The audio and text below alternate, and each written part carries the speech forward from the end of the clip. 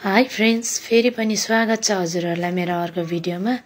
आज भने चाहिँ म बाहिर आएर स्टार्ट गर्दैछु। गुड मर्निङ भनौँ या गुड नाइट भनौँ, आफै हेरेर विचार गर्नु होला। यता छ उज्यालो उज्यालो, यता छ अन्धकार। ओ माई गड, आज के भइरहेको छ हाम्रो उर्लाबारीमा। सो आज भने चाहिँ यस्तो डर लाग्दो थियो नि गाइज उड्दा है। हेर्नुहोस् न, यहाँ पानी परेर है, हावा हुन्डरी। अनि विशेष चाहिँ यो रुखले चाहिँ एकदम डेन्जर छ क्या हाम्रो घरमा, अनि अगाडि नै छ। सो त्यही भएर पानी रह्यो है। अनि म चाहिँ हतार हतार बाहिर आइकन दायाँ बायाँ हेरेँ, के बिगार गर्यो कि यो रुखले भनेर है। अनि त्यहाँदेखिको म चाहिँ हतार हतारभित्र आएर कुखुराहरू निकाल्न थालेँ, किनकि अब पानी जति नै परे पनि आफ्नो काम त गर्न पर्यो।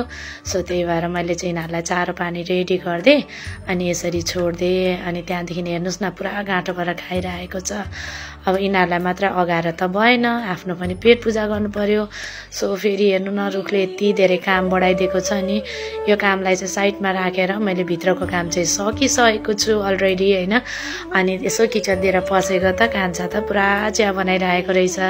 हेलो भनेको त फर्केर हेऱ्यो, अनि यसो हेरेको त चिया बनाउँदै रहेछ।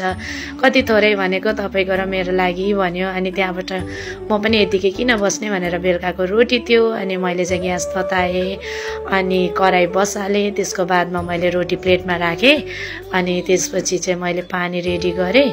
अनि पानी रेडी गरेर चाहिँ अब म चाहिँ यो मेरै तरिकाले चाहिँ बिहानको खाजा बनाएर खानु लागेको। अनि यहाँ कान्छा छोरासँग चाहिँ जिस्किँदै, अनि फर्स्टमा चाहिँ यसरी पानीमा मजाले चोप्छु म है। अनि चोपेर चाहिँ अलिक रिक्स पनि वाला काम है गाइस, तेलसँग खेल्नुपर्छ। सो बचेर गर्नु होला, अनि ज्वाइँ पारिदिनु होला।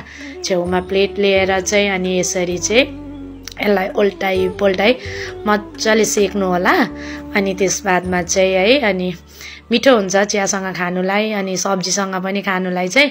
सो यस्तो हुन्छ, हेर्नु होला। हेर्दै यम्मी देखेको छ। अनि एक एकवटा चाहिँ मैले सबै तार्छु यसलाई है, हेर्दै जानु होला। अनि मैले यसलाई सबै तारिसकेँ, यो चाहिँ लास्ट वान हो। अब हाम्रो चाहिँ खाजा चाहिँ रेडी भइसकेको छ। यहाँ चाहिँ रेडी भयो। अनि यो पानी परेको डेन्जर मौसममा चाहिँ हामी भित्र बसेर चाहिँ मिठो मिठो बनाउँदै आफ्नै घरमा चाहिँ यसरी खानु लागेको छौँ गाइस। तपाईँहरूले चाहिँ आजको यो हुन्डरी कसरी मनाउनु भयो?